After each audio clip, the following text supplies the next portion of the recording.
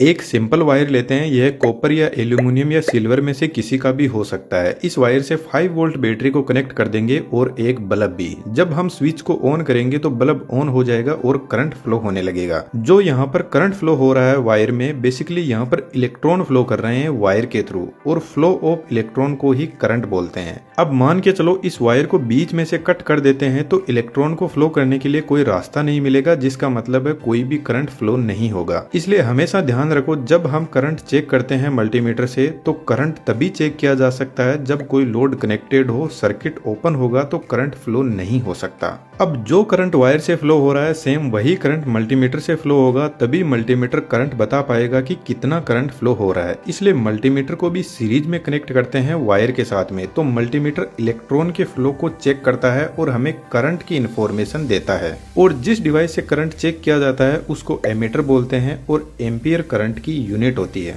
लेकिन यह मल्टीमीटर बहुत सारे मीटर का अकेला ही काम परफॉर्म कर देता है। अब यहाँ पर जो बैटरी लगी है इस पर हमेशा वोल्टेज लिखा रहता है। वोल्टेज एक इलेक्ट्रिकल प्रेशर होता है जो करंट को फोर्स लगाता है आगे बढ़ने के लिए। यदि हम मल्टीमीटर को डायरेक्ट प्लग में लगा देते हैं तो वह हमें वोल्टेज बता देगा, जिसका मतलब है वोल्टमीटर हमेशा पैरेलल में कनेक्ट किया जाता है। जो फेज वायर होता है उसके पास में 220 वोल्ट होता है और न्यूट्रल वायर के पास में 0 वोल्ट होता है जब तक लोड कनेक्ट ना किया जाए। न्यूट्रल वायर सिर्फ फेज वायर से जो 220 वोल्ट आ रहे हैं उनको वापस रिटर्न पाथ प्रोवाइड करवाता है। तो जब तक स्विच बंद है और आप न्यूट्रल वायर को हाथ से टच भी कर लेते हो तो आपको करंट नहीं लगेगा। जब मल्टीमीटर को इन दोनों वायर को टच किया जाएगा तो मल्टीमीटर इन दोनों वायर के बीच में जो वोल्टेज डिफरेंस है उसको हमें शो करेगा।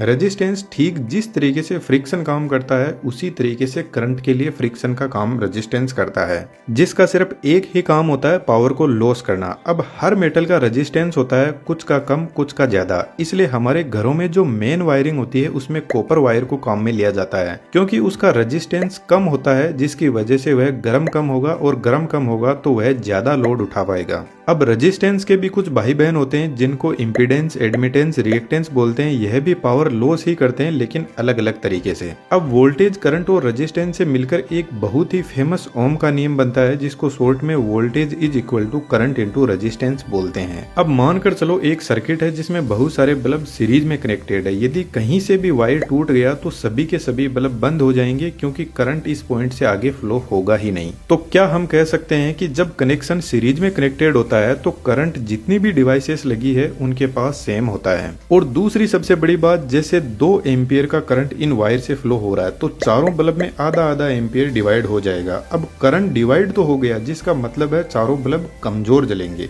अब इन्हीं बल्ब को यदि हम पैरेलल में कनेक्ट कर देंगे तो इनमें से कहीं से भी वायर टूट भी गया तो बाकी के बल्ब पर कोई फर्क नहीं पड़ेगा, क्योंकि करंट का रास्ता आगे बढ़ने के लिए बना हुआ है। इसलिए हमारे घरों में वायरिंग पैरेलल में की जाती है। और इसका सबसे बड़ा फायदा है सभी डिवाइस अच्छी तरीके से काम करते हैं। अब सबसे बड़ा कंफ्यूजन होता है पावर को लेकर। वोल्टेज करंट तो ठीक है, पावर क्या होती है? बेसिकली पावर वोल्टेज और करंट का प्रोडक्ट होता है। जैसे यह बल्ब 5 वोल्ट का है और जब इसको ऑन करते हैं तो 2 एम्पियर का करंट कंज्यूम करता है, तो इसकी पावर कंजम्पशन हो जाएगी 5 × 2 is equal to 10 watt. Watt power की यूनिट होती है, लेकिन जो डिवाइस रोटेट करती है जैसे मोटर, उनकी power rating mostly horse power में यानी एचपी में होती है। बस कहने का फर्क है। और एचपी और वाट दोनों पावर की ही यूनिट है। एक एचपी में कितने वाट होते हैं कमेंट में जरूर से लिखना। अब यह बल्ब 10 वाट पावर कंज्यूम करेगा, लेकिन कितनी देर में? तो जब यह 1 घंटा ऑन रहेगा तब जाकर 10 वाट कंज्यूम करेगा, जिसको कई बार वाट आवर भी लिख दिया जाता है।